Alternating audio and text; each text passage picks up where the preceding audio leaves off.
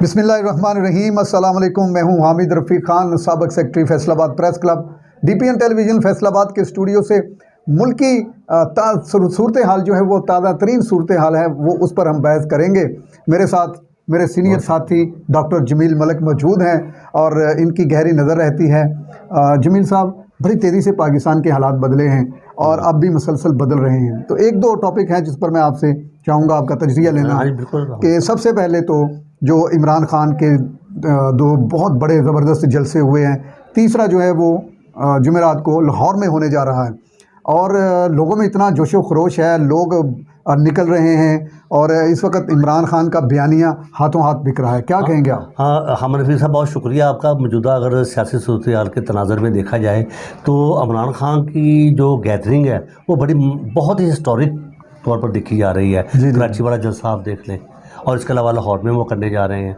जलसा हो रहा है 21 को, लेकिन अभी से तैयारियां शुरू हैं, लोग आ रहे हैं। तो ये कहने का मसला कि क्या उनके बयानियों को पजीराई अब मिल रही है? जब वो बरसे इक़्तिदार थे तब उनसे बड़ी शिकायत थी कि ये महंगाई बहुत है, कोई काम नहीं हो रहा, तो तमीर तरक्की का। लेकिन अब क्या आवाम का ये रद्द-ए-अमल है, ये वाकई हैरतकुन है। ये अच्छा डॉक्टर साहब, अगर वो जो ख़त है जिसकी बड़ी बात हो रही है जी और अब तो वो साबित भी हो गया कि ऐसा ख़त था, उसको एक साइड पे रख दें फ़िलहाल। जी अगर इमरान खान साहब पूरे 5 साल करते और जिस तरह महंगाई का ग्राफ ऊपर जा रहा था, जिस तरह डॉलर ऊपर गया है, तो शायद इमरान खान को वो पजीराई ना मिलती। जिसके बरक्स जो हुकूमत जो है वो कोलिशन पार्टी को दे दी गई, जो अपोजिशन पार्टीज़ हैं, और अब उनके दरमियान भी मामला चल रहे हैं। तो अब वो जो महंगाई का एक अंसर था वो ख़त्म हो गया और बिलावल साहब ने भी और नून लीग के लोगों ने भी welcome back to old Pakistan, यानी कि खुश आमदीद पुराना पाकिस्तान। तो अब लोग उनसे कहते हैं कि पुराने पाकिस्तान में आपकी चीनी 50 रुपये थी, पेट्रोल 70 रुपये में था, तो वो हमें दें। वो किधर है? वो घी 160 रुपये में था। तो ये बयानिया इमरान खान के फ़ायदे में, ये नून लीग के फ़ायदे में गवर्नमेंट रहेगी या अपोजिशन पार्टी के, या इमरान खान को इसका फ़ायदा पहुंचेगा? नून लीग के बारे में अभी जो काबीना बनी है वो तो उसके बारे में अगर देखा जाए वो पता नहीं चल पाएगी भी या नहीं पाएगी। जी क्योंकि उसका एक लिमिटेड टाइम है। जी वो अपने दफ्तर जाने से पहले अदालतों के चक्कर लगाएंगे, जमानतों पर हैं। और आईनी जमूत पैदा किया जा रहा है। सदर के ऑर्डर्स हैं और इसके अलावा गवर्नर्स जो पंजाब है उनके लिए है, और हमजा शहबाज का जो हलफ है वो भी एक सवालिया निशान बना हुआ है। वो भी आज वो लाहौर हाई कोर्ट गए हैं तो वहाँ पर उन्होंने ऑब्जेक्शन के कागजात पर लगाए हैं कि आप ये मुकम्मल करके लाएँ। तो ये एक तरह का आप देख रहे हैं कि एक सियासी जमूत अब भी जी बिल्कुल, और ये ख़त्म होने नहीं आ रहा। लेकिन आपकी बात से मैं ये इत्तफाक करूँगा कि इमरान खान के बयानियों को जो है वो पजीराई मिल रही है। मुझे लगता है कि आने वाले दिनों में जो मैं प्रेडिक्शन करना चाह रहा हूँ वो ये है कि ये बड़ी बारीक से 2/3 मेजॉरिटी से आएंगे। जो अब इमरान कहते हैं कि मैं अलाइज़ के बगैर गवर्नमेंट चाहता हूँ, अलाइज़ ने मुझे ख़राब किया है, अलाइज़ की वजह से साजिशें हुई हैं और मुझे जो गवर्नमेंट से बाहर किया गया है। पहला इसी सवाल में आपने एक और बड़ा अच्छा सवाल आपने किया था कि अब इमरान खान के 3.5 साल मुकम्मल हो गए थे। अब इमरान भी ये कह रहा है, अभी वो सीनियर जर्नलिस्ट से उन्होंने जो बातचीत की है उसमें यही उन्होंने माना ही है बातों को कि हमें काजी फाइज साहब पर केस नहीं करना चाहिए था। हमें गलतियां तो होती हैं। अच्छा, एक बात है कि लीडर अच्छा वही होता है जो अपनी गलतियों को मान ले, तस्लीम कर ले, चाहे वो इक़्तिदार में हो या इक़्तिदार से बाहर हो। तो कहने का मकसद ये है कि मुल्क में अभी तक जो सूरत हाल है वो तो मौजूदा गवर्नमेंट की जो कोलिशन, एक जो इम्पोर्टेड गवर्नमेंट जिनको ये लोग कह रहे हैं, वो तो एक कॉम्प्लिकेटेड, एक वो चू का मरबा कह लें आप, वो है। बट ये इनमें कोऑर्डिनेशन बड़ी ज़रूरी है जब तक, और कोऑर्डिनेशन आपको पता है। अच्छा, वो जो असम्बली में खड़े होकर फ़ौज के ख़िलाफ़ बातें करते हैं, तो अब बिलावल साहब कह रहे हैं कि भाई उनको आप कबीना में लेके आएँ, अगर नहीं लेके आएंगे तो मैं तब तक हलफ नहीं उठाऊंगा। नहीं, एक बात तो मोहसिन दावड़ है और अली है। फ़ौज हमारी बड़ी सुप्रीम इंस्टीट्यूशन है, उस पर जो है ना वो जो उंगली उठाते हैं, उन पर जो बातचीत करते हैं, मेरे ख्याल के मुताबिक वो मुल्क की सालमियत से खेल रहे हैं। तो इस पर तो कंप्रोमाइज़ नहीं होना चाहिए। अब देखें वो क्या कहते हैं, वो कहते हैं कि ANP को भी लें और मोहसिन दावड़ को भी लें। अगर आप उनको नहीं लेते तो मैं बाहर हूँ, अगर आप लेंगे तो मैं शुरू तौर पर हलफ उठाऊँगा। अच्छा हामिद रफ़ीक साहब, हमारे मुल्क की जो सियासी अखलाकियात है वो तो आपको पता है गिरावट का शिकार है।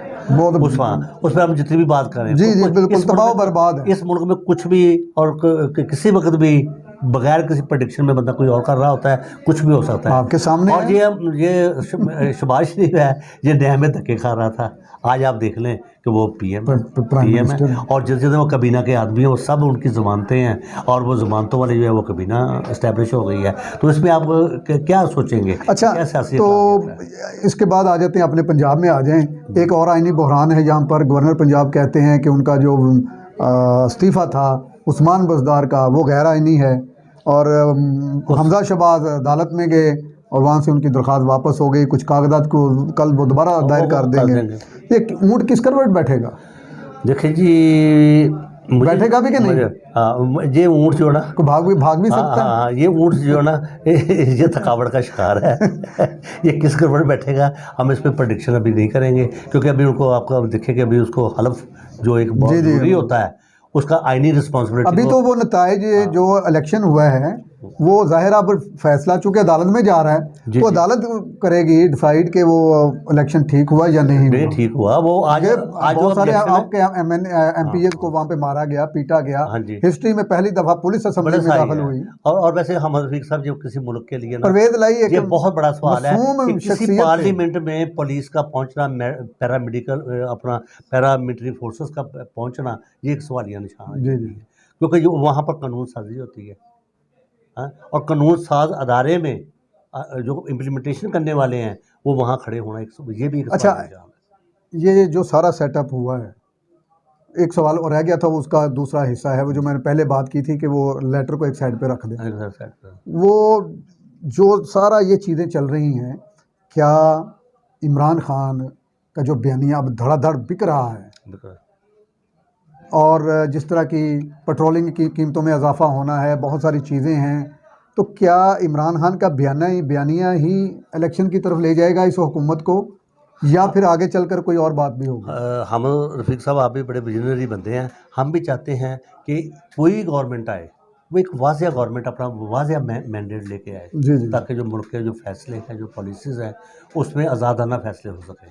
हम कह रहे हैं कि अगर ये इनकी ये नैरेटिव जो है, जो बयानिया जो बिक रहा है, हम कहते हैं कि 2/3 पार्टी में है, हमारी दुआ है।